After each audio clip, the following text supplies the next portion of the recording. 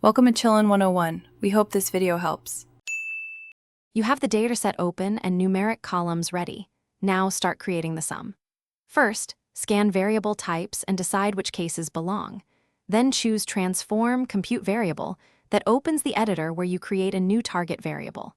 Use a clear target name like total score and pick a numeric type.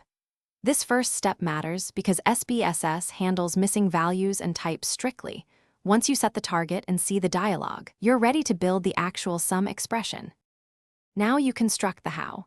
In the compute dialog, type either a simple addition like var1 plus var2 plus var3, or use sum, var1, var2, var3, which treats missing data more gracefully. If you must exclude invalid values, add logical conditions, or use if to compute only when flags pass. Make sure to set missing values handling. Choose system missing or user-defined as appropriate. Once the expression looks right, click Paste to generate syntax, review it, then click OK to execute and create the new variable. After running the compute, immediately verify results in data view and run frequencies or descriptives to confirm sums look plausible. Then add a variable label and value labels so others understand the new field. Save the SAV or export to CSV.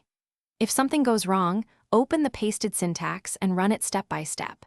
Check for typos, mismatched variable names, or unexpected missing value behavior. Recalculate with sum versus explicit addition to see which handles your missing data correctly.